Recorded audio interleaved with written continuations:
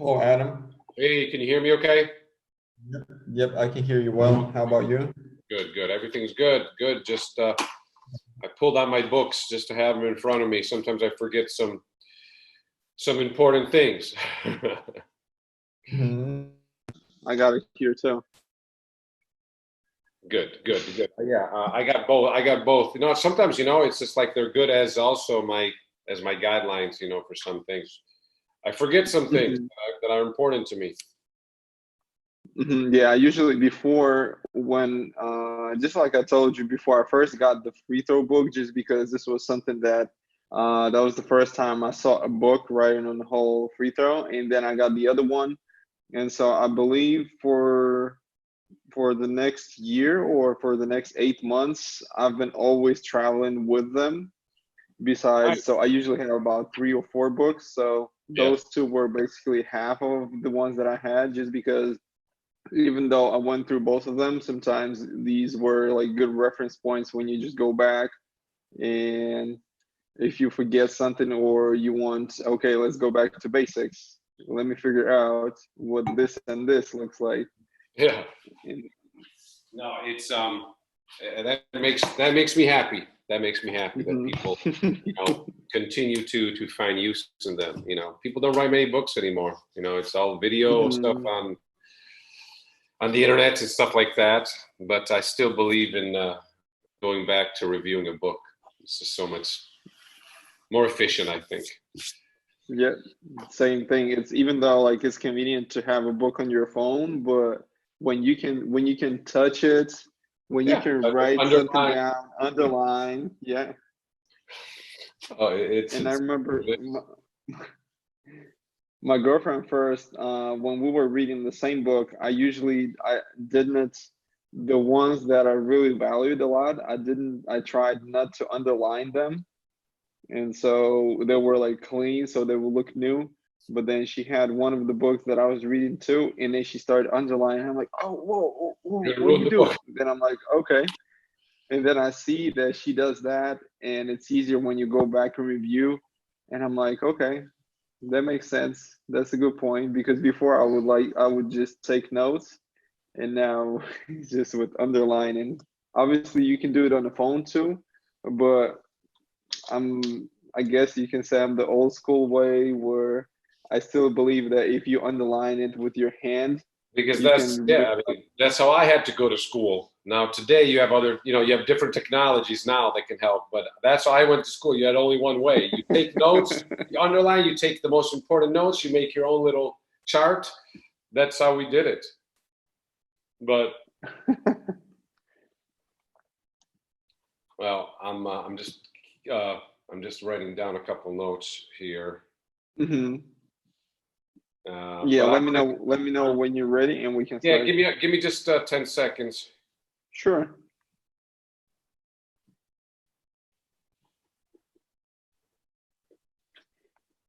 And then also one more thing I wanted to say to the people who are listening.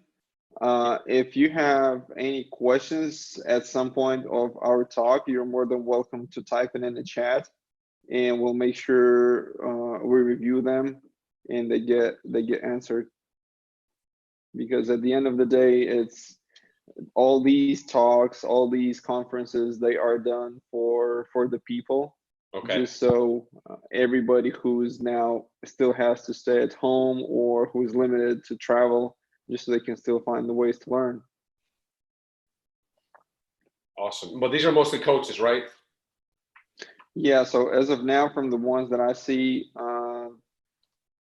one Cesca Youth Academy coach, one junior pro player from Germany that plays in Germany, one assistant coach for pro team in Ukraine, former scout for Russian youth national teams, Good.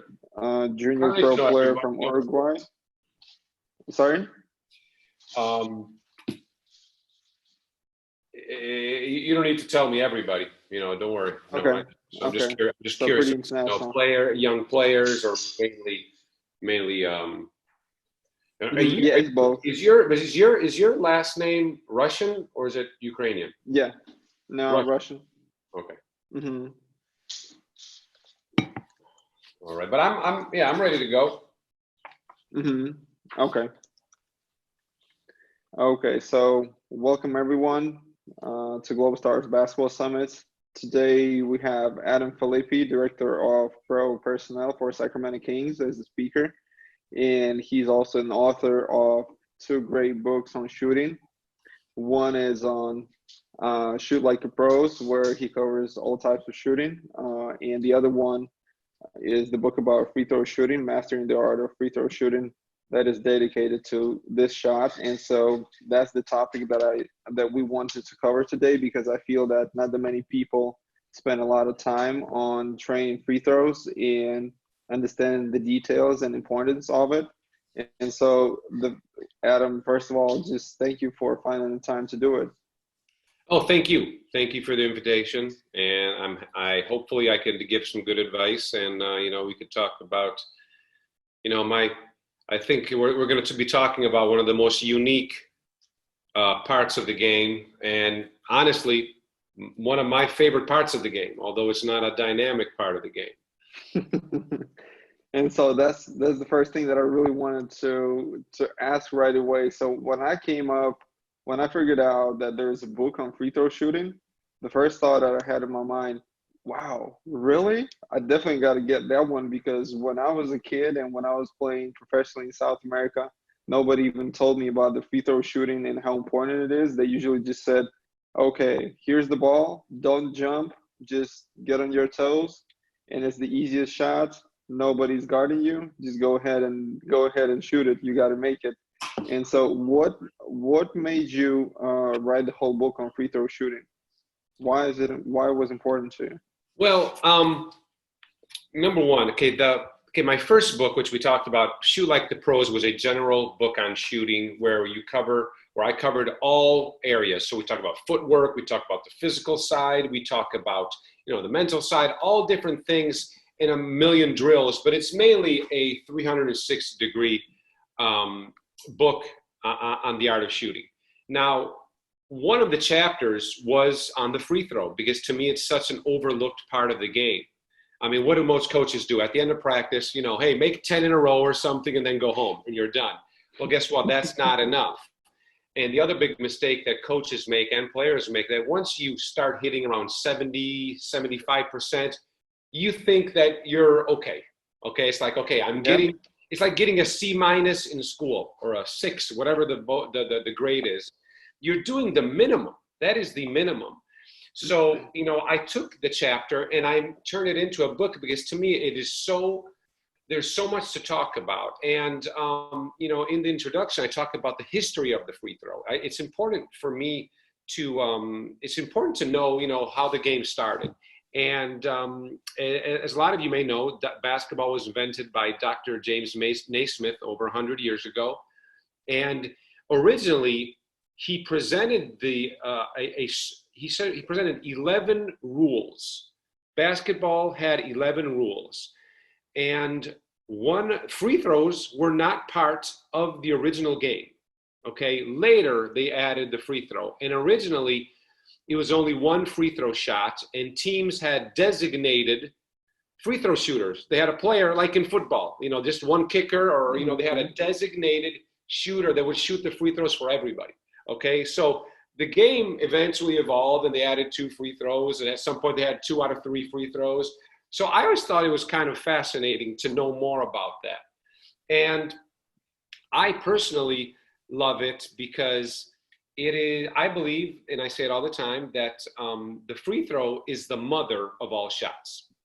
Okay, it is the ultimate mental and mechanical shot, and it's the best place to practice your mechanics.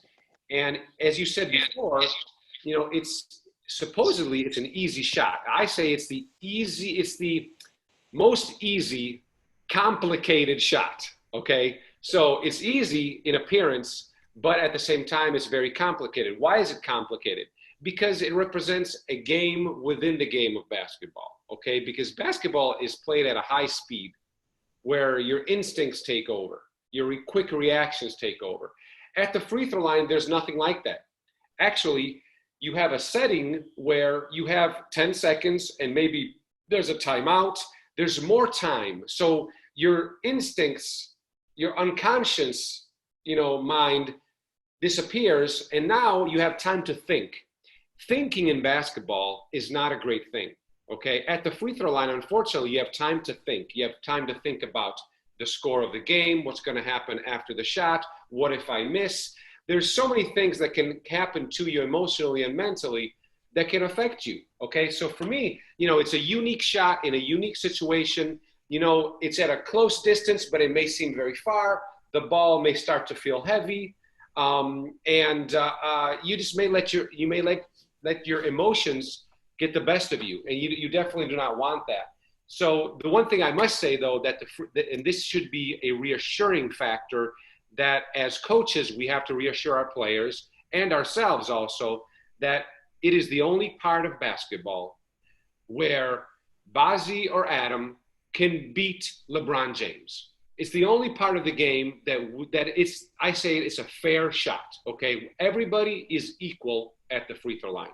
It doesn't matter how big you are, how small you are, how strong you are, how athletic you are. At the free throw line, we're all the same, like in front of God. We're all the same at the free throw line. So what matters is, how you approach the shot.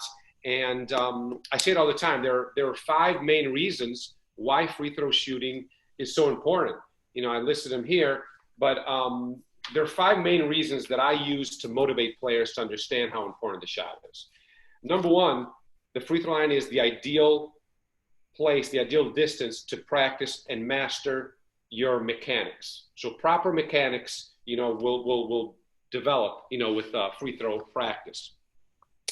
Number 2, the free throw is the shot that develops confidence. Once you see that you can make 10 in a row, 20 in a row, or in a big game that you're playing as a young kid, maybe you make 2 free throws to win the game, all these things can develop confidence, okay? The third reason is free throws win games. Whenever I look at a game, I see a box score and I see that my team lost by 2 points, and the other team shot 90% and we shot 65%. Well, that's where the difference is. It's not in a loose ball. It's not in a defensive, distraction. No, it's usually, I look at the free throws. That's the only part of the game that we can control. That's the only part where there's no defense, no coaching is important. It's all on us, and we got to take responsibility and accountability for it. The fourth reason I use all the time is that a good free throw shooter will earn quality playing time. What I'm trying to say is that, and we've seen this before, at the end of the game, if you're not a good free throw shooter, you're not going to be on the court because you become a liability. With the Lakers, we had Shaquille O'Neal. He was the MVP. He was the best player in the league. At the end of the game, it was hard to keep him on the floor because they were going to foul him, and he was not a good free throw shooter, okay? So, for your average player, if you're a good free throw shooter, you have a better chance of being on the floor in the closing moments of the game, which is always exciting.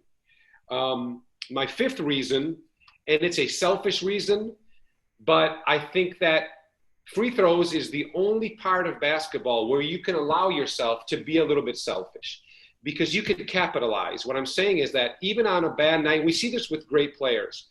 Sometimes even on a bad night, maybe you shooting 3 for 15 from the floor, you're not playing well, you can still help your team by making 9 out of 10 free throws, okay? So you can still, fix your box score and help your team win the game by making your free throws, even if it's not a great night for you, okay? So, that's kind of my quick introduction, to the free throw, why it's important to me. And it's important, though, as coaches and as players, we understand that it's a very unique and different situation.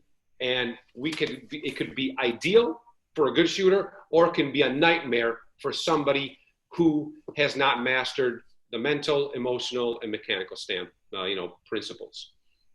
Mm-hmm. And talking about the keys, I know there are plenty probably, but what would be the five main keys that would make a high percentage free throw shooter in your opinion? Well, let's say in my book I listed 10. Now they're very brief, but I'll still tell them. I think there are 10 things that somebody needs to understand in order to develop into a great free throw shooter. number one is knowledge. We need knowledge, okay? The player has to understand the mechanics and the scientific principles behind the free throw. You know, example, they have to understand that you need to shoot straight, that proper arc makes the basket wider, okay? So we're not shooting at a smaller target. And, you know, and then how to master these things. So knowledge is important. Also, application. So how we apply all the mechanical components in a fluid motion. Okay, so that's the application. Understanding why and how we make and miss shots. A great shooter is going to miss shots, but every time he misses, he understands and has a certain sensibility to understand what went wrong. Okay, I felt it come off my small finger and not my index and middle. You know, you develop an understanding without the coach. You know, remember, our goal is to have players learn how to coach themselves. So it's very important to understand why we're missing shots, right, left, long, or short, or why we're making shots. It's important to know that. Also, we must develop a capability, as I said, to make instant corrections, instant adjustments. We never miss 2 shots in a row. My 5th principle is very simple, and that's the word itself. Simplicity is the best guideline for efficiency. Remember, the majority of the things that we do with our shooting technique is cut them, simplify, compact our shot motion, not add something crazy. No, we want to make everything simple as possible so there's less room for error. Focus. You know, we got to focus on the steps of our routine. We'll be talking about this later with other questions, but it's, you know, we need to focus on what matters and ignore what doesn't matter. We cannot think about what we cannot control. We need to focus on what we can control, and what we can control is our mechanics. Also, great shooters, they develop a certain swagger, you know, and a certain confidence where we carry ourselves, you know, with our head up. We feel confident with ourselves. Not that we have our head hanging or we're twisting and we're getting worried and we're showing anxiety. No, we have to develop a certain body language and a certain confidence. The routine is key. We'll be talking about it. Every player will develop a certain routine. I see kids that as soon as they miss a shot, they change their routine. They go from 1 dribble to 2 dribbles, and then they keep changing it. No, you got to stick to that. You develop a routine. It works in practice. Eventually, it will happen also in the games. The last 2 points that are key for me is that we practice perfection. Basketball is not a perfect game. We can never have a perfect night. But again, at the free throw line, we can practice perfection, okay? And perfection doesn't mean we never miss. No, it means that, though, our mechanics are consistent. And the last thing is that great foul shooters, they have great pride. They have pride in being great at it. And they're always eager to accept new challenges in practice it's their competitive nature. So, you know, your pride and your competitive nature will take over at some point when you become a great free throw shooter and you want to get fouled. You want to be in a position to be able to make 2 free throws to win the game for your team. So those are kind of my 10 reasons, you know, why somebody should, you know, want to become a good free throw shooter. And you've worked with plenty of players and you've been in NBA for 10 plus years. What are the most common mistakes that you see players do at the free throw line? Well, mistakes. I think there's several. Now, I'm going to touch on a few and some may overlap. Well, number one is underestimating how difficult and important the shot is. Okay, you have to, as I said before, the knowledge. You have to know the knowledge. So I think that's the thing. Also, you settle. When I say settle, is that you're content with the minimum. Okay, so a mistake to me is, like as I said before, is thinking that 75% is a good shooting percentage. Okay, but it's not. From a mechanical standpoint and from a routine standpoint, I think the most common mistakes are in the mindset. Number one is, let's make this clear. I always think that shooting is more mechanical than mental. But at the free throw line, especially, the mental side is what makes the difference. Okay, so you and I we may be the same level shooters, but I shoot 90% and you shoot 80%. That difference is because my mindset is probably more developed and stronger than yours.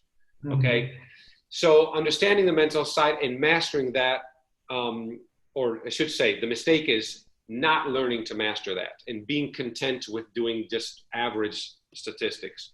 And I think that at the free throw line, not being able to develop a consistent routine is probably one of the biggest mistakes. And as I said before, changing it all the time, and every time doubting yourself, and you go back to your previous technique or your previous routine every time you miss. No, we have to find some kind of consistency.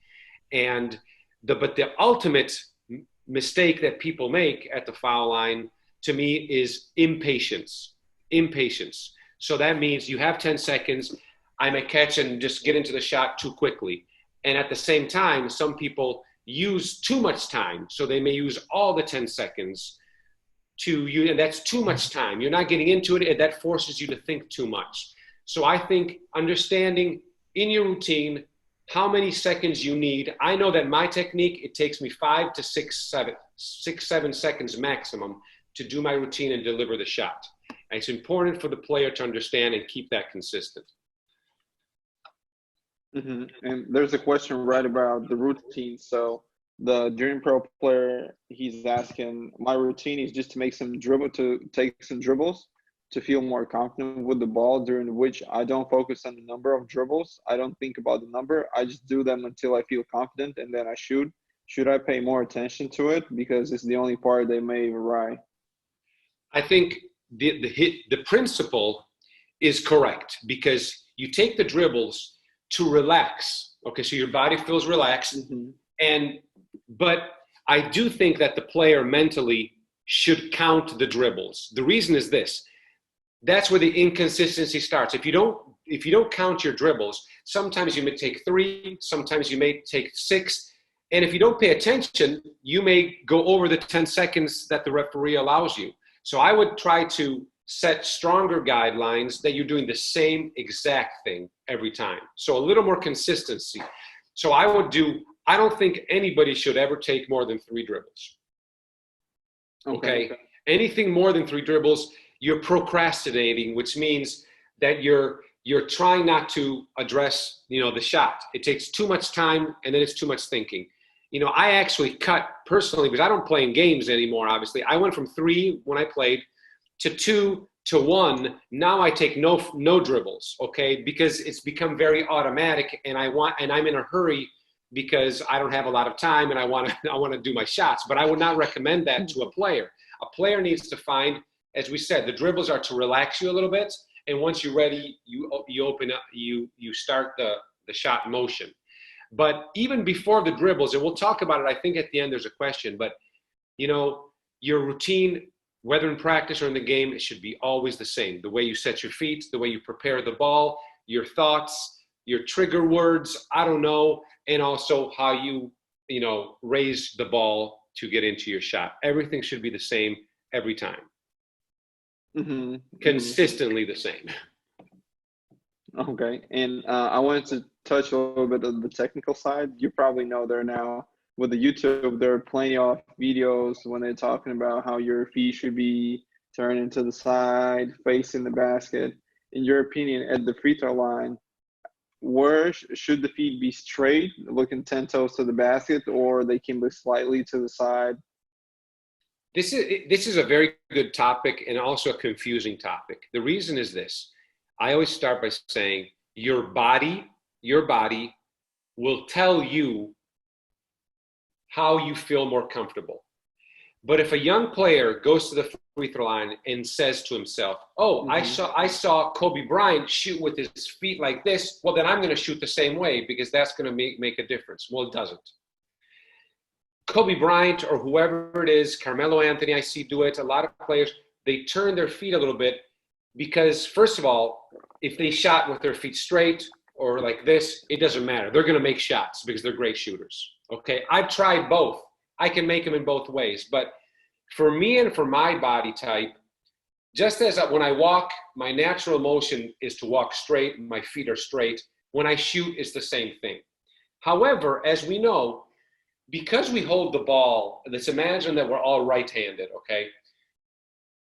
Because we hold the ball on our right side, more or less, our right shoulder is going to be a little more in front.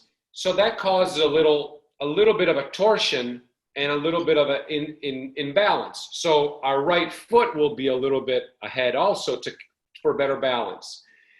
A lot of players have very big shoulders. So sometimes it's hard to get the ball, the shoulder properly aligned with the basket.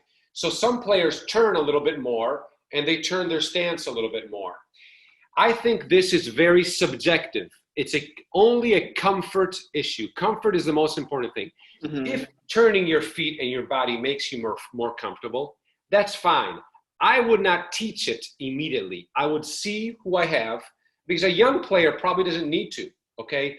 Maybe a bigger player who is very strong and needs to maybe find a better alignment, I can live with it. But I don't like when kids just show up there and they turn immediately without their body telling them to do it, just because they saw it on TV by an NBA player. Also, another thing that's important is that, as I said, when I notice that when I shoot a jump shot from like 3 points, I do turn a little bit. It's a natural turn. I never noticed it, but I do establish my feet a little bit like this. Mm-hmm. So it's natural. But at the free throw line, I don't feel I need to do that. And I get my feet pointed at the basket. Again, if I had bigger shoulders, I always bring up Dwight Howard as a good example. Dwight Howard is a player. It would have helped him to maybe turn a little bit. It would have helped him. But most players, I'd say 75% of the players do not need to turn. But if they do, and they keep it consistent, I'm okay with it. But your feet are not going to make the shots. The feet help you for balance. Your shot is made with your hands. Okay, and there's a question right about the feet as well. So what should be the position of the legs? We already answered that one. If the youth player has a parallel stance and his legs are close to each other, could it be muscle compensation or lack of mobility? If a player get used to it, how would you begin to correct it? If there's an imbalance, he's asking about the imbalance in his legs? Yeah. Okay. Or maybe a lack of mobility. Yeah, well, that's a big problem. Not a big problem. See, this is a big thing for me. And I have a history, and I think you do too, with biomechanics and personal training. And this was a key. Before I did my studies, on personal training, there are a lot of missing parts for shooting. And then I applied them to shooting, and now I understand better. Well, look, first of all, our foundation is key. The first part of our shot is our lower body, okay? How we establish balance, okay? Without proper balance and proper stability and that ability to, with our feet and with our legs, to get under the ball and create rhythm, create momentum, it's very hard to develop. You can become a decent shooter, but it's going to be a hard shot. We want to develop rhythm, smoothness, okay? Good leg motion and foot motion and good balance allow us to develop proper, momentum with our legs that are key. Well, I think that once you get into your triple stance, down here, you can see players if their legs start shaking, okay? Once you get low, you can see if their knees start going in, if you start developing 60-40, we want to establish 50-50 balance with our feet, not 60-40, not 70-30. Some players, big players, tall players, or players that have injuries, sometimes they tend to compensate a little bit. By the way, that's another reason why when we move our feet like this, we don't distribute 50-50. And that's one thing I don't really like about it. But at the free throw line, it doesn't really matter that much. But getting back to the weak legs, this question tells us that how important the physical and athletic training part how important that is to become a good shooter. So again, you have weaker legs or you're very tall and it's hard for you to get low. That tells you that we also need to address not only our mechanics, but also our athletic physical side. And that is a component in good free throw shooting and good shooting in general. Okay, so the question I'm answering is saying, well, how do you compensate that? It depends. I would have to see it, but some players need to open their feet more. Some players need to bend a little bit less or a little bit more. So with weak legs, it can develop, the reason could be, very, very different reasons. But what's important is that we also train our bodies with proper core training and proper leg training in order to be able to shoot consistently with the proper base. And you mentioned the shooting rhythm. So can you explain what it means to you? Well, every time you talk, I think that, look, when we talk about shooting in general, I always talk about 4 main components: balance, hand and finger position on the ball, alignment, so we shoot straight, and follow through, how we finish the shot. Rhythm is not a mechanical part. However, rhythm is that vague and, it's an intangible thing. It's something that you cannot see because it develops within the body, and it develops in your body different how it develops in my body, because we all have different types of coordination. And I always hear coaches say, I don't know how to explain what rhythm is. Well, I'm going to try. To me, rhythm is the coordination of our lower body, so our legs and our feet, with our upper body motions. So how I get low and I go up, and how I coordinate the movement of bringing the ball up and my legs going up together. If I'm out of sync, so there's no synchronization with my leg movement and my arm movement, that's when we create, a choppy shot, a hard shot. So maybe then we get tense. No, fluid shot develops from the feet, your legs. That momentum transfers within your, to your upper limbs and to your arms. The key component in rhythm is, I'm going to touch on the athletic side again, is how your core strength, so your midsection of the body, how that balances and stabilizes the leg movement to the arm movement. So again, rhythm, it's a coordination thing, but also understanding how the power forces work together. Okay, so there's also an athletic component. Rhythm is key though. Rhythm is the glue that keeps the 4 main components together. So I call it the 5th component because it's the one that keeps them all together. So you may coach a player who does all 4 things correct, but he has poor balance. So that's why and when you see a player like Steph Curry shoot so easy, and you see Blake Griffin, who's bigger, stronger, shoots so hard, and it's so not natural, the difference is rhythm. Okay, so rhythm, it's not about strength, it's about coordination and feel more than power. And the next question that I have, we talked about it when we met the last time. Where should you aim at the rim? This always becomes a interesting topic at clinics and in my talks, because it is so subjective. And I always tell the story. If you heard it already, I'm sorry, I'll tell you again. But when I was a kid, my first coach told me that I was supposed to aim at the front of the rim. The next year I changed coaches. The next coach told me I should aim at the back of the rim. The next year, a new coach told me you should aim at the square on the backboard. Then another coach said you should aim at the front rim or just a little bit above. And then one guy said you should shoot at the middle of the rim. Okay, tell me how much confusion you have in your mind now with all these things. Look, the one thing that never changes in basketball, the opponents change, the clock changes, the score changes, but the basket always stays the same. Okay, the ball and the basket more or less always stay the same.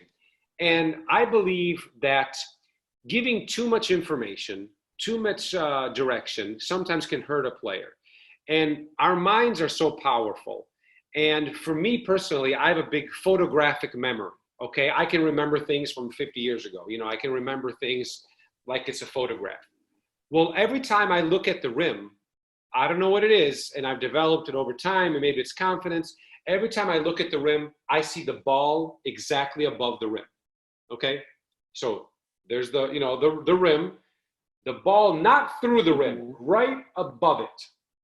That is an emotional moment when you shoot the ball, because you feel that the shot came out naturally well. You're confident. You can see the ball going above the rim, so you've seen the arc. It's about to fall in. You still have your follow through up, but that moment right there is where we want to put the ball. We cannot aim at below. When you say aim at the back rim, that's impossible. The idea is correct, but it's impossible to aim at the back of the rim because we see the back of the rim from underneath. If you're at the free throw line, you cannot see it from above the rim. You would have to be 9 feet tall. It's impossible to see the back rim. You only see it from underneath, and we definitely don't want to throw the ball underneath the rim. If we focus too hard, we're going to hit the front rim. So we want to throw the ball above the front rim, okay, with proper arch. How do we do that? We do that by visualizing the ball above the rim, okay? So that's a positive image. It's a reassuring image. And every time I catch the ball, I look at the rim. Wherever I'm on the court, I see that before I even start the shot motion, I see that ball above the rim. And this takes away a lot of, you know, ideas, and it's the simplest thing. And players today, the modern player is very visual. They like images, they like iPads, they like iPhones. They don't read books, or they don't want to hear too much talking. Efficiency and less words. Visualize the ball right above the rim, about to fall through. Okay, that's where I would aim. So again, we're using our imagination. Okay. And that's a great answer, because I remember when we were talking about it, the argument that you have given me right away was, okay, how do we figure out what's the middle? How do we figure out what is the farthest spot on the rim? How do you figure out this and that? And I'm like, okay, yeah, well, it really makes sense. Well, let me tell you this. One of the greatest shooters in the world, I'm not going to mention his name, he's a great shooter. He does a lot of clinics. He's great. He says that you should aim at the middle of the rim. The middle of the rim, okay, would be right there, okay? The only way to aim there means that you're up a ladder and you're above the basket and you're looking down at the basket and you're letting the ball fall there. That's the only way you could shoot at the middle of the rim. You can't aim there. The idea is correct. That's where we want to put the ball, but you cannot aim. That's not an aiming point, okay? So, you know, we need to change the concept and understand the science. You know, the arch is the ball's going to go up and then it's going to fall down, okay? So again, what we see from below the rim is different. We need to visualize the ball above the rim. That's the easiest way to me, and I've seen a lot of good success with that, both with myself and with the players I've coached. And you probably hear it too often too, even now. When the player misses the shot, especially short, the coaches usually yell, use your legs more. And when I was reading the book last time, I put the notes right about that. And I remember you said there that using more legs sometimes creates extra tension. So how would you go with that? Well, in general, look, as I said, I'm not talking about a young 10-year-old kid. Let's say a more advanced player, 17, 18 to professional levels. You need legs. You need leg strength, because people say it all the time. I'm not feeling my legs. I can't get under the ball. I don't feel my legs under me. You hear players say that because that's fatigue. That is to shoot, though, maybe from the NBA three-point line. Okay, that's why we get tired, because it's such a difficult shot in terms of strength. I can't shoot the NBA three. Now, at the free throw line, an adult player, a mature body, you don't need that much leg power, okay? You need leg stability, you need foot stability, you need to get in your stance, you need to feel balance. But again, it's more to produce rhythm than actually jump up in the air or, making it. It's not, the free throw is not an athletic motion. It's not. It's a coordination motion, okay? And again, why is Blake Griffin is a lot more stronger than Steph Curry. But Blake Griffin cannot create rhythm or smoothness in his shot like Steph can. It's very simple. So I think that legs are important, but if we start bending too much, and there have been players that get really low, just try to squat down for 2 seconds. Okay, so I'm in a natural stance, but if I sit down without a chair, I sit down a little like I'm squatting, and I hold it for 3 seconds, automatically tension becomes, I become more tense, and my legs become more tense. And then that creates a harder shot to go up, and automatically your rhythm is out of sync. Again, we need to be, our knees should always be, there should always be some degrees of bending in your knees when you play basketball. You're never straight, okay? You're always a little bit bouncy, okay? A little bit, but you're not bending down. Even when you catch a pass, they say, be ready with your legs bent. Well, it's not correct. Once the ball is coming to you, the ball is already in the air. That's when you get under the ball and you get a little bit lower. But you don't want to be down waiting for the pass too long, because it's like when you do your wall sits, where your legs when you sit against the wall, that's too much. Your legs get tired and they can't react quickly. So again, legs and feet, it's more for creating rhythm and momentum versus for power to get to the rim. The free throw is not that far away. For younger kids at that age, well, we're going to have to make some mechanical adjustments for a 10-year-old kid maybe. Okay, maybe he has to start with one leg behind and step into the free throws. It's a very hard shot for a 10-year-old, 12-year-old kid because of the distance and the lack of power. But 15, 16, 20 years old, you should be more consistent with everything, and you should not need excessive bending. And I got a picture right in my mind, and I wanted to ask a question about it. So I've seen one of the guys that plays in the top league in Russia, and he's below 50% free throw shooter, or maybe 35 or something. Like he's bad. And so a lot of times when he's shooting, like the ball is like throwing the brick, it's just go straight to basket, straight to the backboard. And coaches usually tell him to get lower, but whenever he gets lower, I see that his upper body is going like that. And then whenever he's shooting it, it's going like that. Can you please talk a little bit about the upper body position? What would be the ideal way for you just to eliminate the chance of error at the free throw line? Yeah. Well, I think that improper upper body positioning develops on what you do in your lower body. It's from a biomechanical standpoint. If you're doing something wrong above the waist, so above your hips, usually you're doing something wrong below.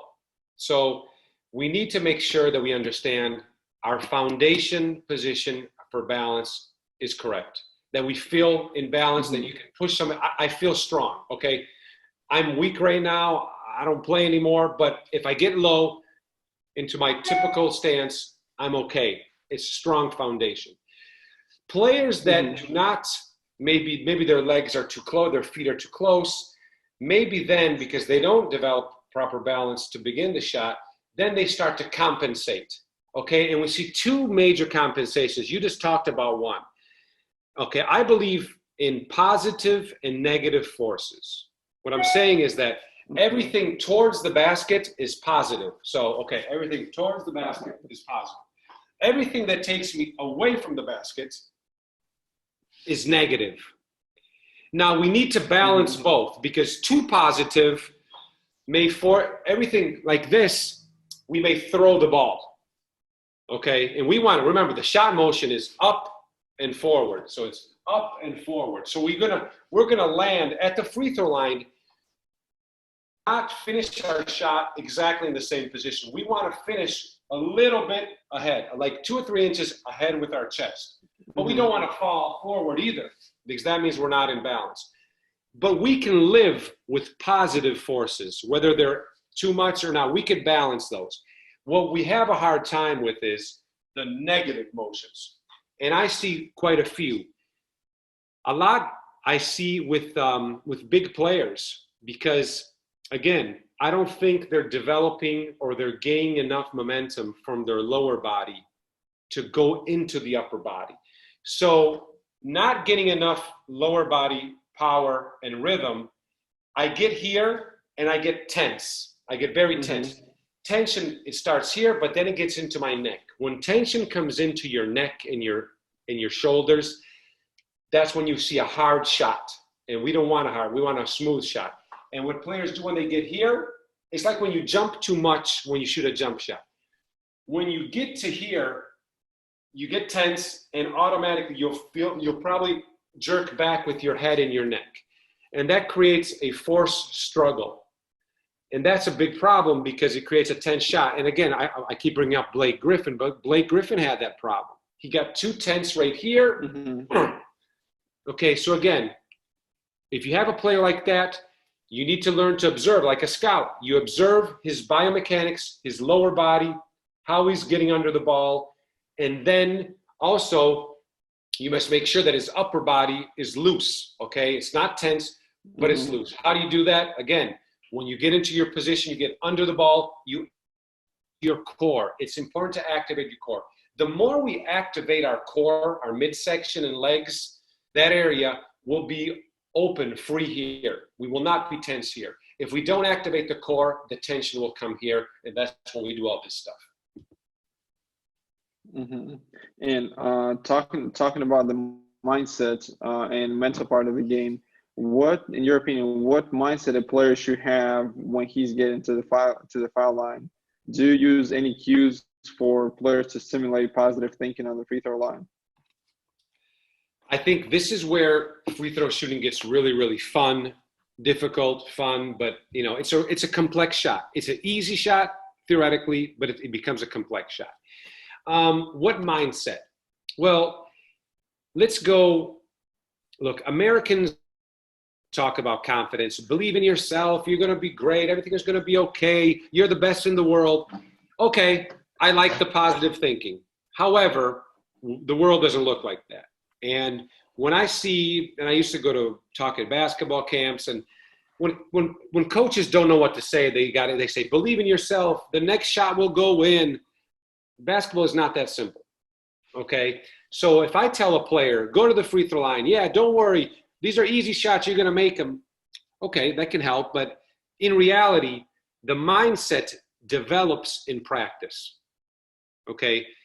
Before you become a great 95% shooter in games, you have to practice for years, for hours a day, everything. You have to become, really a master at free throw shooting. The only way to develop permanent confidence is by success. You have to see the ball go in. Because if I shoot 75% in practice, when I get into games, I'm probably shooting 60%, 60, 65. So we need to become outstanding in practice and breed confidence, and that will automatically develop within our routine a certain mind approach that we're thinking about the same things every time. In my mind, I repeat the same word, repeat the same. It's very subjective. I do the same amount of dribbles, the same routine, and the mindset to me is the same mindset that I had in practice. That's the difference. Most players get into the game and they let the game situation take over their mind instead of my practice routine apply in the game as if it was the same shot. That's the key, okay? And it's very hard to do. It only happens with years and years of practice. You just don't do that. You don't switch it on and off. No. You have to have it. You develop it in practice and it transfers to the game. And the mindset is, you ask about the cues.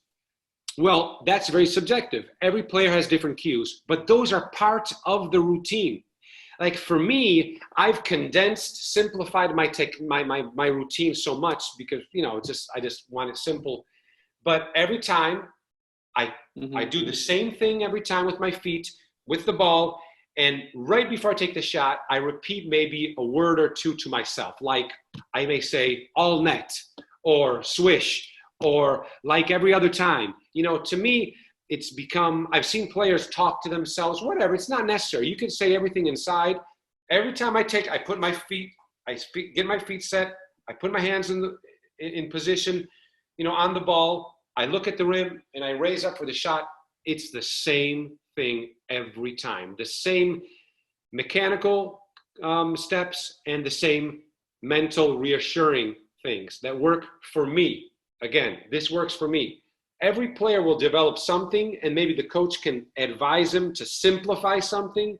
But, again, we don't want to get too complex with our routine, but we do want to keep it consistent. And there's a question from the coach also on the mental part that I think we touched a little bit. So how could you help a player stop overthinking when he shoots at the line? Well, that's the key. And the answer is very simple. First of all, I don't know if anybody has been watching The Last Dance or has read Phil Jackson's book, The Last Dance. He talks about the struggles of the Chicago Bulls team in 1996. They were so good. They just got Dennis Rodman. They knew they were the best team in the league. But in October, November, when the season just started, the players were so competitive that they wanted to win the championship the first week of the season. Too much tension. And they would fight in practice. They wanted to win.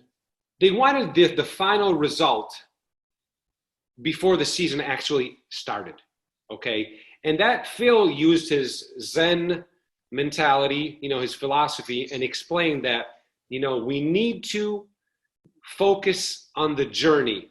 So we're focusing on the journey, on the trip. We're not focusing on the destination. We need to enjoy the trip, enjoy the steps of the journey, not the final goal. Goals are set in the future. Basketball is played in the moment. This is really important from a philosophical, mental standpoint. Basketball is played in the moment, in the present. We need to focus on what we can control today. We cannot control what happens in 6 months. Well, same thing at the free throw line, okay? We cannot focus on making baskets. Tell me if I'm not clear. We don't focus on making baskets. We focus on the routine. The routine, the steps of the routine is just like the journey. It's just like the steps in the journey.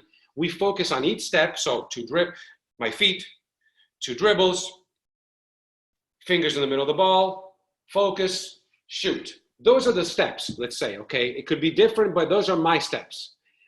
If I don't think about those steps, I will think about the goal, making the shot. That's in the future. We don't want to think about the future. We want to think about the now, today, right now, okay? So the moment that I start thinking about, I need to make this shot, I need to make 2 for 2, that is the wrong mental approach.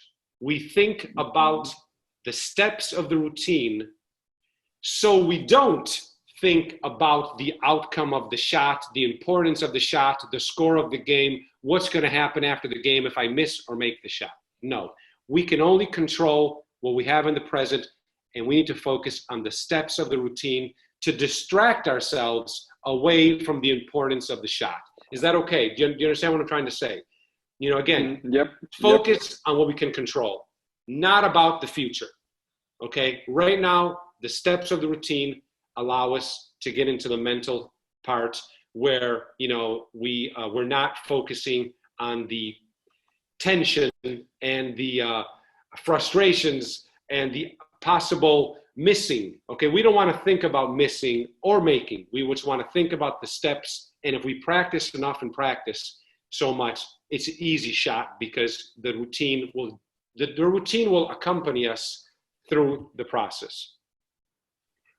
Yeah, and I understand because that's the same way I look at this thing, because the worst thing that a player can do is thinking about the negative, that what if I miss, then it will be a little bit better if the player is thinking, okay, I'll make it.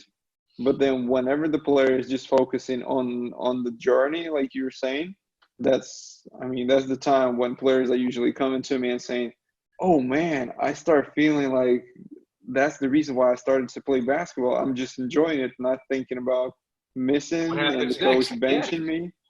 Yep. Well, let me take it a step further. Also, when we shoot in practice, I say this all the time. Goal is to make 100 shots in a row. Our goal is to learn how to make 100 shots in a row. That's okay for a great shooter, but our goal should never be 100 shots in a row. It should be one shot in a row 100 times. This way we're focusing on each shot, each routine, every shot. That's why I don't like to shoot free throws with a passer, because if not, I stay with my feet set. I never change position. Instead, I prefer to every time do my routine starting with my feet. In the games, I will never stay at the free throw line. Okay. The referee gives me the ball, then I do my routine, my feet, my balance, I get into it. Okay? That's important, because we cannot, like as I said, we don't think about the future. We don't think about all the bad things that could happen. And again, it's not like a great free throw shooter says, oh, I'm going to make these. Or a bad shooter says, oh, I'm going to miss these. No, the good shooter focuses on the steps of the routine that gives him the opportunity to relax and not feel the pressure. And you saying one shot at a time hits right on point, because I remember when I was playing in prep school in States, and I was training in the same gym as Mahmoud Abdul Rauf. And so I had to do a drill where I had to make 20 in a row or something like that. And at that time he would shoot, I think he made something close to 100 threes in a row. And I was just like, I was wondering how was that happening? He's just telling me, Basi, you don't think about 20. It's just one. You only need to make this one now. You do the same thing every next time. shot, this one now. Now, but that's how, and I'm going to, this is not a question, but I'm going to address it. People say, well, it's just one shot. How do you do that so many times? Well, if you're out of shape and you're not trained, you're going to get tired sooner. Once your mind becomes tired and fatigued, you're going to start missing shots. Okay, so the better shape, better physical conditioning, the better our focus will be. Our mind depends on our body, not the other way around, unfortunately. So if I'm in really good shape, I'm going to be able to train for 2 hours instead of just 1 hour. And I'm going to be able to play two games instead of one game. So that's important also to maintain focus and concentration. And if we keep going to talk about the focus and concentration, so you probably face that a lot when the players, especially the younger ones, during the close games, they start to get too nervous at the free throw line. What would you recommend to these players? What should they do during the practice to make sure they feel confident when those clutch situations come? Well, number one, look, success does not happen overnight. Okay, it just doesn't. We need to make mistakes. Why is practice more important than the game? Because in the game is the big prize. We need to practice before we're allowed to go on the court and play real games. This way we get the mistakes out of our system. It's very important to make mistakes. It's very important because that's how we learn how to coach ourselves. Because again, we're forcing the player. If a player misses 10 shots in a row the same way, all on the front of the rim, then he doesn't understand the process. He doesn't understand what he's doing. Okay? We need the player to experiment. We have to allow him the possibility to correct himself without intervening. It's very important that that players do that. In practice, again, we need to recreate game-like situations. And that doesn't mean, putting everybody yelling at the teammate or something like that. You could do that, but I don't think it's productive. I think it is, again, focusing on the routine and giving yourself certain goals. And in the game, it's proven, numbers say that it's more likely that a player misses his first free throw shot than his second shot. Okay?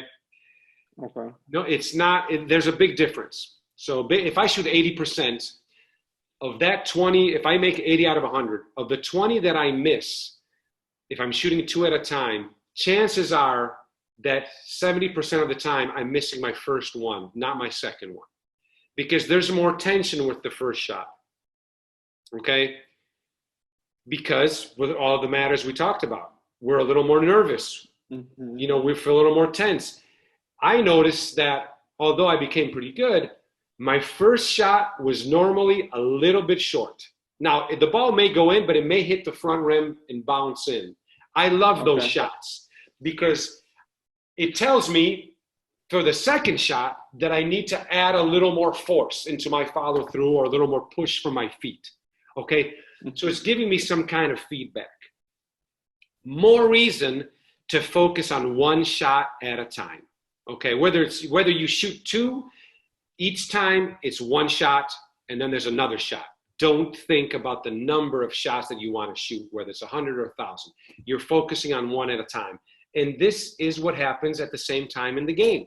In the game, you need to recreate the same setting that you had created in practice. That's what you need to do, okay? You're focusing on one shot and you're abandoning yourself to your routine. Your routine will guide you through each shot. Practice and then game. So it's the same answer from before, but we just have to understand that. And again, when we start missing shots too often in games, then guess what? We go back to practice and we go back to the basics. And I think this is a question you may have somewhere, but that's important that when we start struggling in games, it doesn't mean missing the last free throw to win a game. It could be in the game where you just start, it could be even that you're a 90% free throw shooter, but you start missing 1 or 2 too many. You go back to practice, you don't shoot more free throws.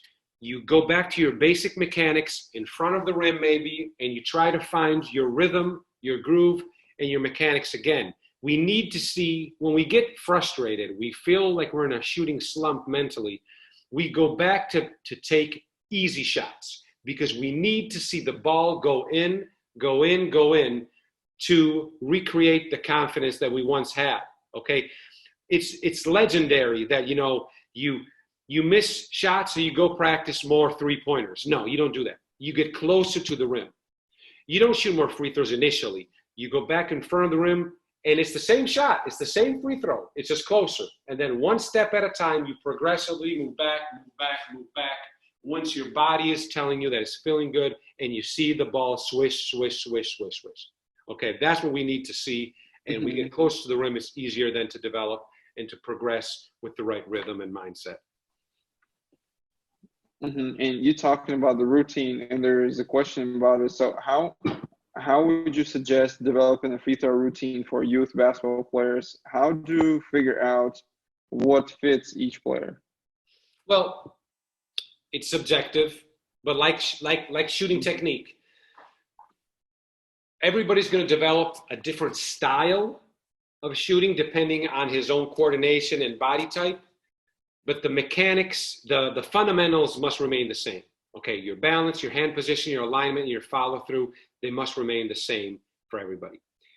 Free throw routine, the same thing. It's going to be different between all the players probably. The worst thing that a player can do is copy somebody else. Oh, Ray Allen is doing that. Oh, well, Chauncey Billups is doing that. Kobe's doing that. Well, guess what?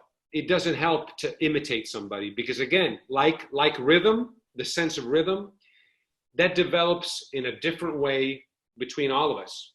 For me, it's different. For you, it's different. So what's important is to, in practice, you're going to understand how the free throw routine is determined by correct mechanics, developing a fluid motion for good rhythm, and as you see the ball go in, you're developing a positive mindset. So there are 3 components that come into play. The more you repeat the same shot, you will notice that because you're making shots and you're feeling good about yourself, that you start to repeat the same things over and over, okay? So you know what, I felt good today. What was I doing right? Well, you know what, I was taking only one dribble. I was thinking about whatever it is, something, you know, I visualized the ball going in, and I just had a good, you know, I just felt good. Well, then guess what? You try to repeat those same things, okay?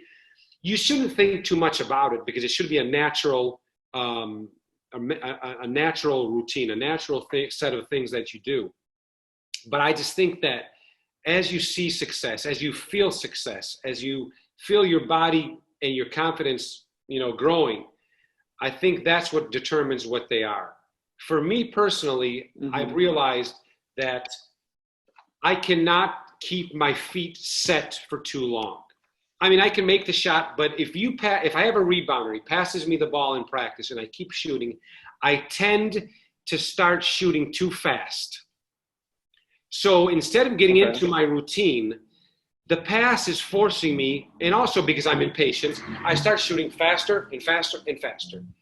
That's going to be unrealistic in the games, and also it's making my routine shorter and shorter and shorter. I don't want that. So I prefer to, if I'm by myself, I go get my own rebound and I go back and start the routine again every time. If you have a rebounder, I recommend that you shoot, you get into your routine, you shoot, you step back, they pass you the ball, new routine. We cannot be impatient and be in a hurry.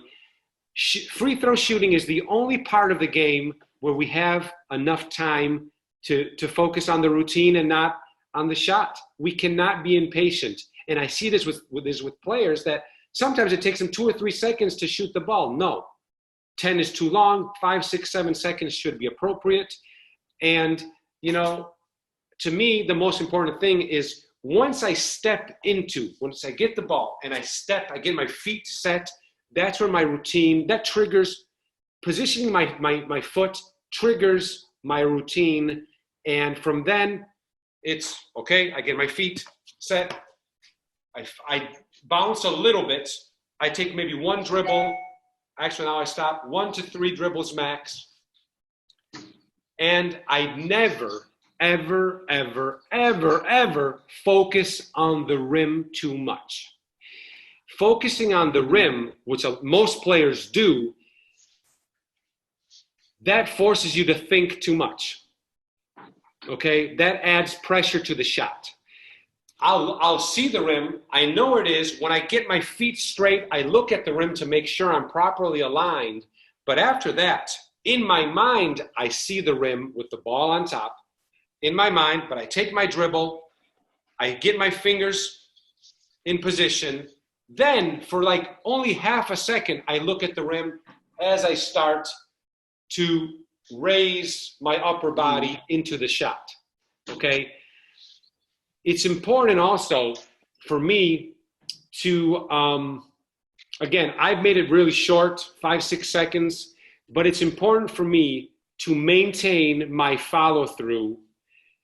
Even when the ball has already left my hands, I still keep my hand up.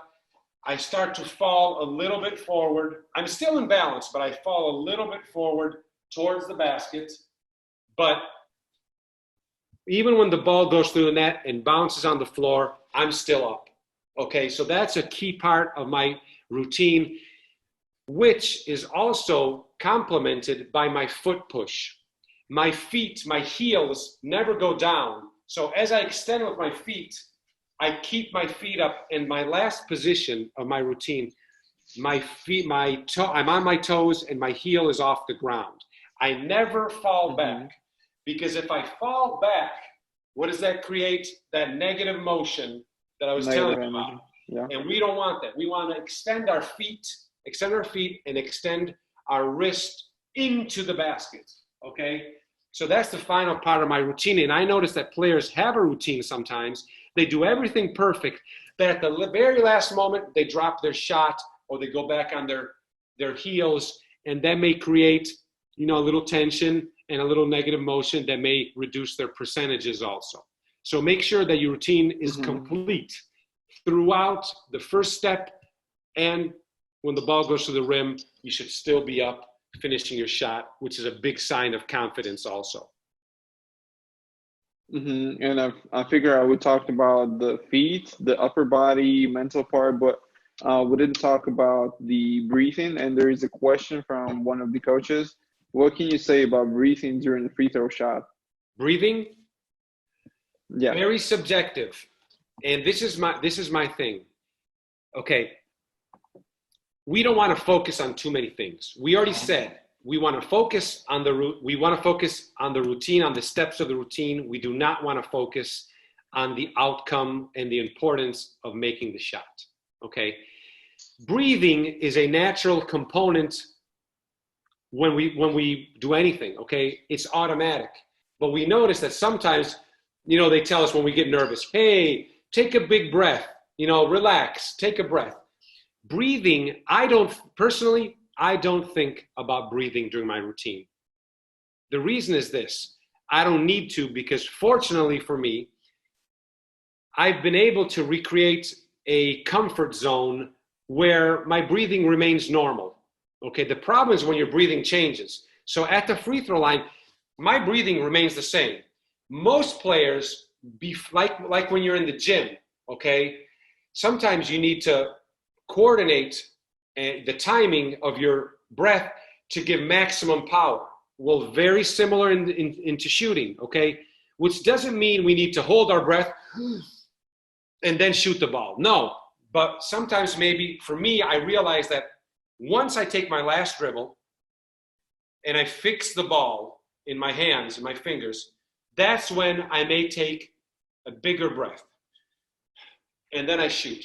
So I don't focus on the breathing. I wouldn't focus on the breathing, but you should make sure that at some point of your routine, you take a slightly bigger breath without altering, too much of your routine.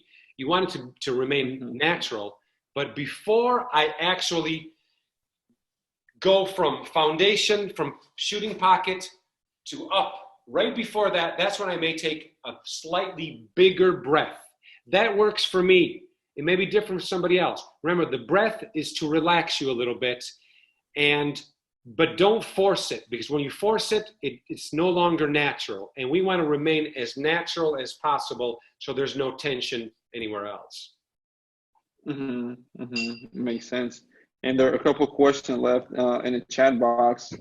So let me just figure out how to ask it better.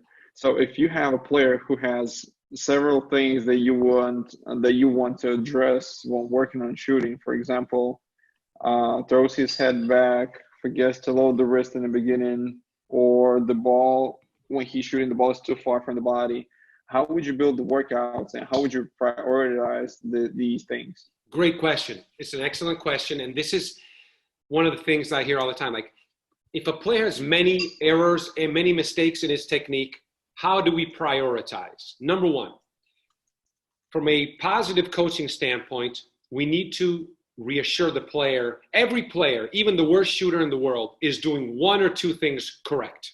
Okay? So let's tell him, to make him feel more easy and be more open to coaching, tell him, make sure he knows what he's doing correct. Oh, you're doing this really well. So now he feels good about himself. So that's a reassurance approach. Then we never address the player in a negative manner where we say, first of all, and this is very important, I never say, you're doing this wrong. Never. We always say we. So he understands that we're working together. Okay?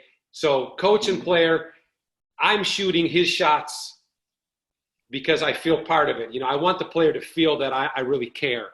So I say, we need to improve. We need to address. We need to make a change. Never you, okay? It's teamwork, okay? So that's important. We tell him what he's doing right. And then maybe, because shooting is such a delicate thing, we want to address one thing at a time. So we need to evaluate the player in understanding where the root of the problem is. Because maybe the player's aesthetic error may be at the top of his shot, then maybe he does this. Okay, maybe he opens his shot like this.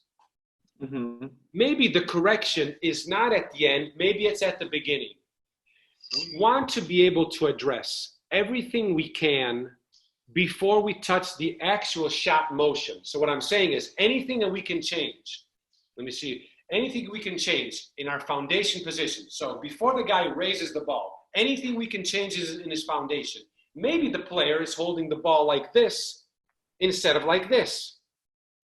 If we hold the ball like this, this will create a rotation. And then maybe as we raise the ball may spin this way instead of this way. So I'm correcting the hand position, initial position, instead of at the end. So instead of making two corrections, I'm making one correction. So that's less aggressive towards the player. So it's important that we evaluate the player. Another comment, and I bring this up all the time because it's the easiest one, is when a player maybe cannot see properly, maybe he's right here when he shoots. Okay. Do we tell him, hey, open up here, which allows us to see? Well, we could say that, but we're skipping an important piece. Why is he bringing the ball here? He is because his hands, when he gets it into his foundation position, he's holding the ball maybe more towards left side than his right side, and maybe his elbow is coming out. Are you following me? Elbow out. That changes my finger position on the ball. If I'm aligned with my fingers in position, my elbow in near my hip, I'm going to go up straight. Straight, look at my window. I can see the basket, okay? Right here. If my elbow pops out and my fingers change position, once I raise the ball, I'm here for a second. Then maybe I finish okay, but at one moment I can't see. So let's understand why the player is making a certain mistake. What's the reason? Maybe it's an imbalance in his legs. Maybe he has a bad knee, so his balance is off and he tends to compensate and turn a little bit. So again, we start with the main things to correct are the beginning and the end of the shot.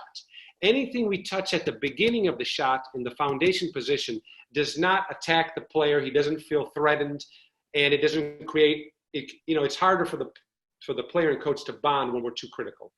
Try to figure out the root of the problem, and we attack that. That one mistake initially in the foundation position may correct 1, 2, 3, 4 future problems, okay? We never want to attack 3 or 4 problems at once. Start with the foundation position, see what you can correct in his feet, his legs, his posture, his positioning on the ball. And we have 2 questions so far. Hopefully we have time for that. So when you were talking about not focusing on the rim too much, would it also relate to other shots, or is mostly on free throw shooting? No. I think any shot, but most importantly, the free throw shot. The reason is this. In the game, the natural flow of the game relies on instincts, on quickness to react. Okay, so basically, and we've seen some good three-point shooters that are terrible free throw shooters. Why? I don't know. Well, actually, I do know why. Because in the game, you catch, you shoot. You have half a second. You see that you're open, you catch, you shoot as quick as possible. There's no thinking involved. It's an instinctive reaction to the speed of the game. Okay?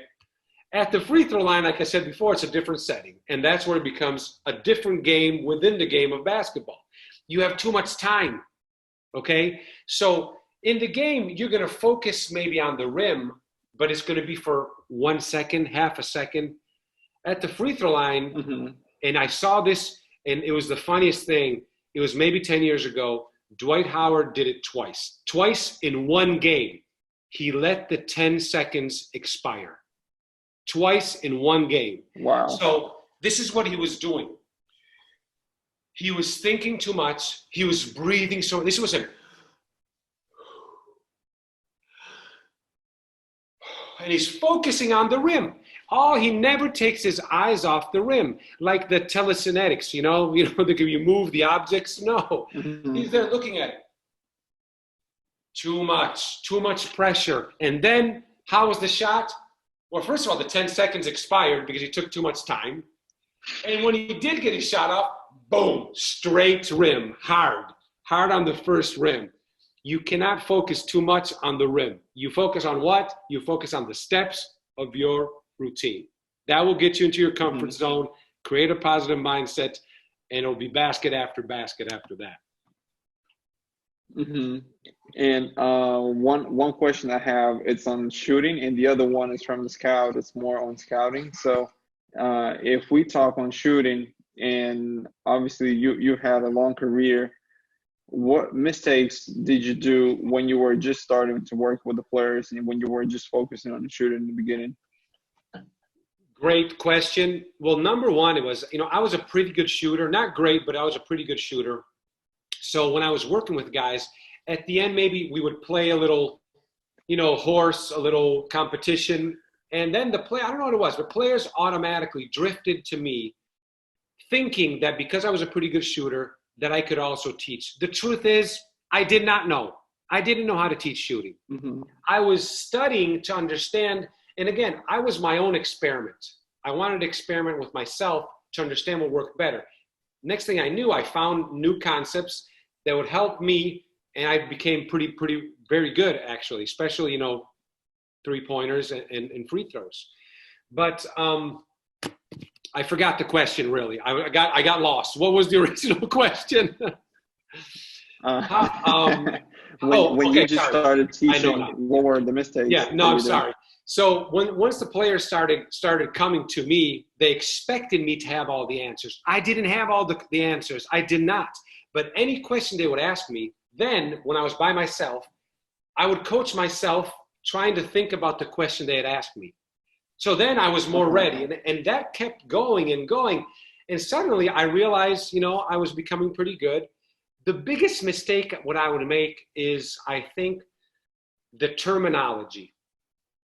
If you choose the wrong words and the wrong tone, if I go to a place and say, hey, you know what, man, if you improve your shooting, if we get better at shooting, you're going to be a great player. You're already making the player feel inferior and not as good. I think it's more like you set up the workouts. You want to create a situation where the player comes to you to ask for advice. If you're too aggressive telling the player, we need to do this, this, and that, because if not, you're not going to be good enough, it's not the right approach. The player must feel confident and comfortable coming to you. So how do we do that? Well, I used to beat them in shooting competitions. That would help. But also video and images were important. So maybe I would film the player from behind. Wherever I knew there was a mechanical flaw that should be addressed and I didn't know how to tell them, I would maybe take some images, pictures, videos from different angles. And then I would sit down with them maybe after practice and say, hey, and I wouldn't say, look at this. I would say, what do you see? So now the player looks at it and he starts scouting himself. He starts looking at himself, evaluating himself. And that changes the approach because now the player's in control and he doesn't feel threatened by somebody pointing out one of his defects. Okay? So we're putting him in control. And usually the player, when they see the same mistake over and over, I ask them, what do you see? And they say, wow, I didn't realize that my elbow is popping out or that I'm dropping my follow through. So now he's telling me what he sees that he's doing wrong. And then I tell him, okay, do you want to work on those things? And they'll say, yes. Okay, but if I tell them right away, we need to fix this, this, this, and this, basically you're a terrible shooter. He's like, I don't want to work with you. I don't like you. Players are very sensible, and you never know how they're going to react to something. So if you don't know what to say, don't say anything. Make him feel comfortable. Eventually, he will come to you for advice. That's a great advice, not only to the younger coaches, but to all the coaches, because the majority of them, majority of the coaches, especially in Europe, they may think they have control over the players. And just by getting the feedback from the players, I can feel that the players are not very don't have big sympathy for these types of coaches, but whenever somebody, whenever a coach lets the players talk and get the feedback from them, players feel more comfortable. Well, that's key, because also we have to understand that sometimes aesthetics, so the aesthetics of the shot, is it a pretty shot? Is it a beautiful shot?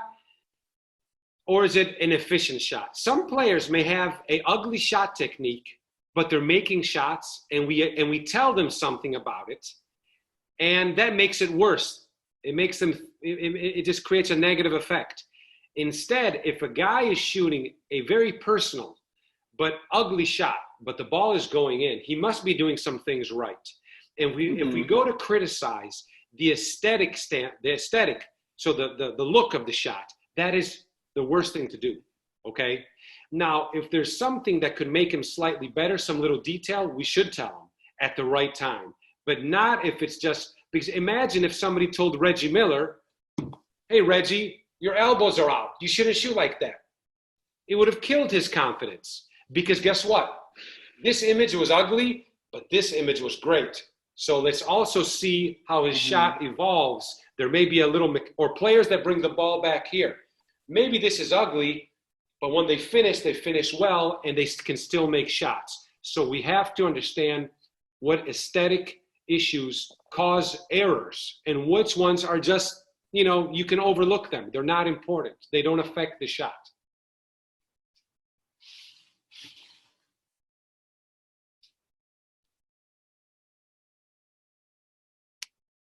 I lost you. Are you there? Hello? I'm here. I lost you. Yeah, I don't know. Here we go. What happened? Okay, no, I can still hear you. I don't know if everybody else is still connected. Okay. Yeah, looks like everybody's still here. Okay.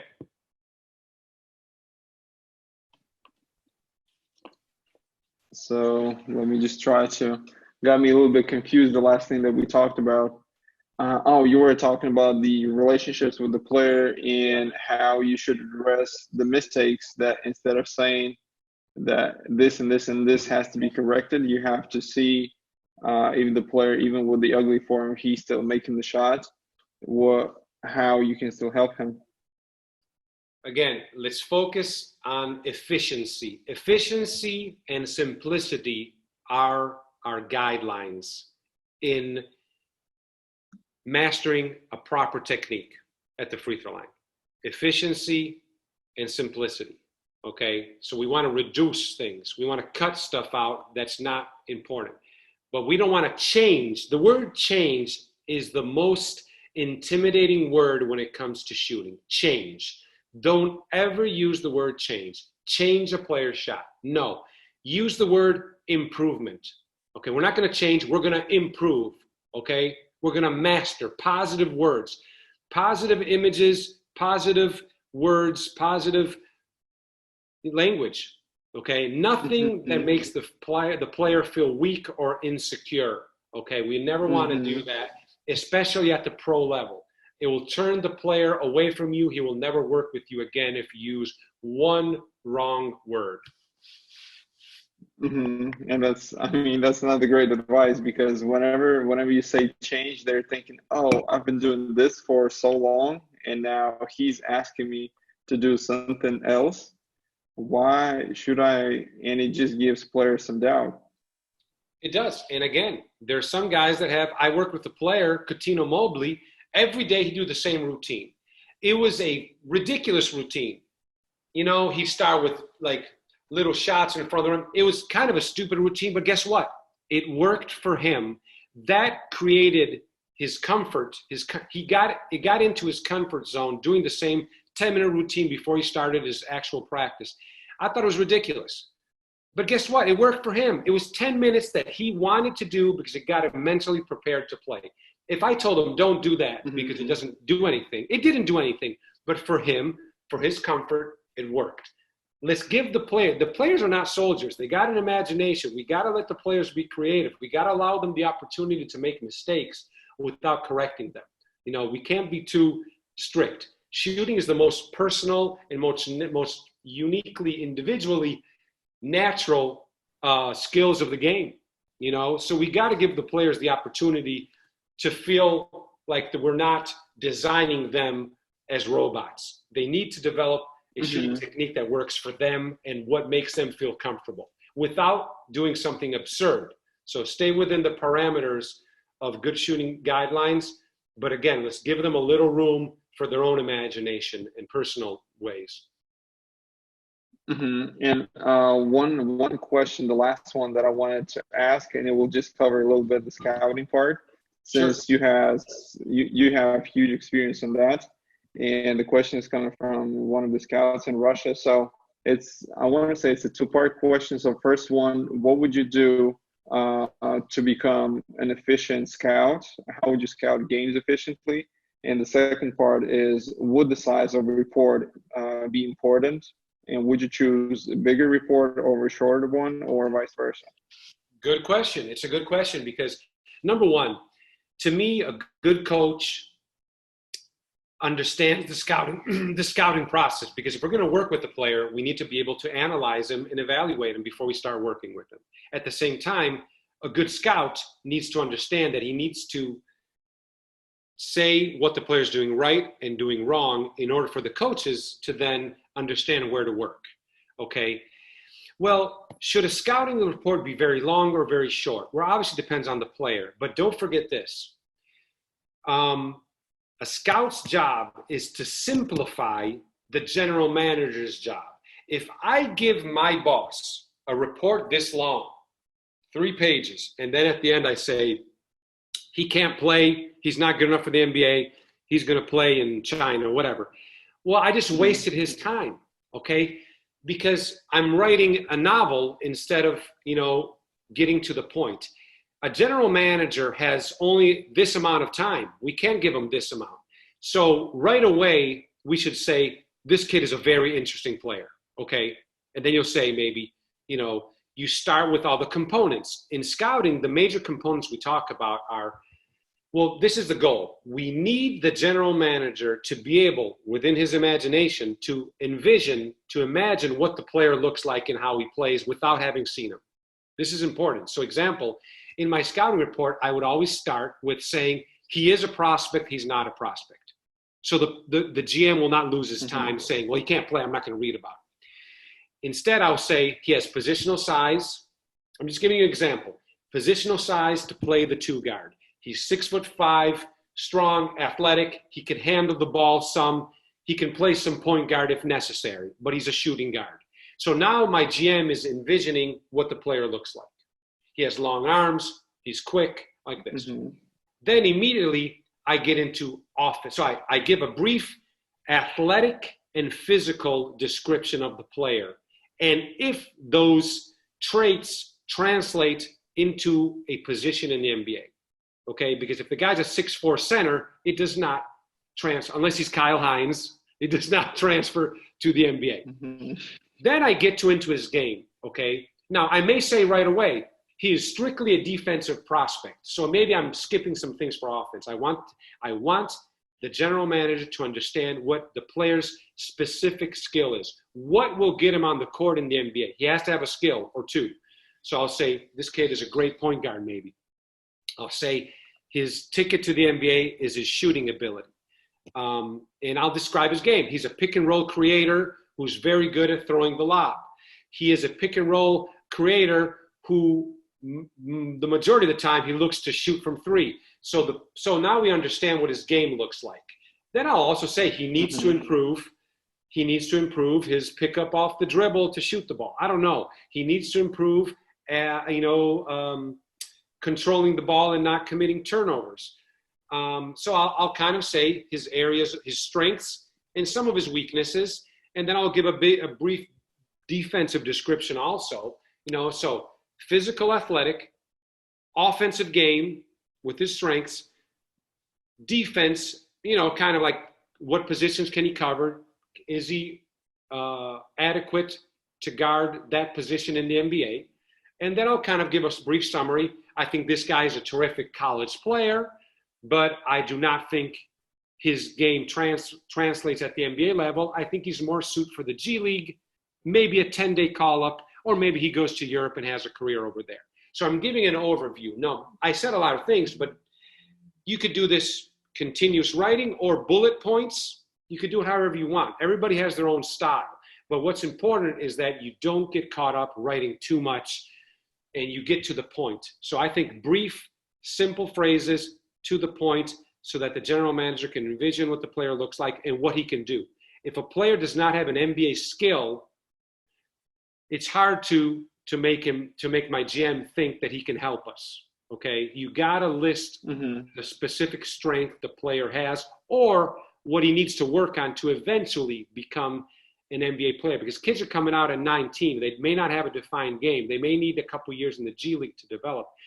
I like to give them a blueprint for player development, saying if this kid improves his shooting and his ball handling, he has the physical attributes and the defensive approach to become an NBA backup two guard. And guess what? That's great. If you can find a guy in the second round who was undrafted that makes your team a year later, that is great. Okay, so that's what my approach is in scouting. But again, every player is different. Some reports can be shorter or longer, but you have to be. It's better to make a mistake, but you're convinced, than kind of just give me a lot of fluff, a lot of words, but you never make a point to tell me, can the guy play for us or not, or can he play in the NBA, and in what role, what position. Got it. That's right on point. I'm glad I had enough time to write the notes right away while you were talking. And also, I say this all the time, a good scouting report is actually a plan for player development for the coaches, because you're telling what he does right, what he needs to improve, and how he's getting on the court to help us someday. So now the coaches know where to work in order to make him be able to fit in the NBA. Great. Thank you very much, Adam, for your time. This 1.5 hours just flew by pretty fast, and I'm glad to hear all the questions, and especially the ones from the Russian coaches. Means that they're showing interest, and hopefully we can organize something in the future where you can travel to Russia. I know we talked about it at various times already. I would love to. Hopefully we'll make it happen. Well, I'm going to Italy on Wednesday, and then I may, because the NBA season may start, in December, Christmas. So there's a chance I may be in Europe for, a few months. So I'd love to do anything, any opportunities when the COVID shuts down. And look, this is a great game, guys. And my goal today is not, you don't have to adopt everything I say. You don't have to believe in everything I say. What's important is that maybe I can trigger some new thoughts and, kind of spark your imagination to maybe develop, your own philosophy and teaching methods that reflect your philosophy in helping your players. Yeah. That definitely sparked my philosophy and sparked my thoughts. Thank you again. All right, guys. Well, all the best. Have a great summer. And, hey, best wishes. Sounds good. Have a good day.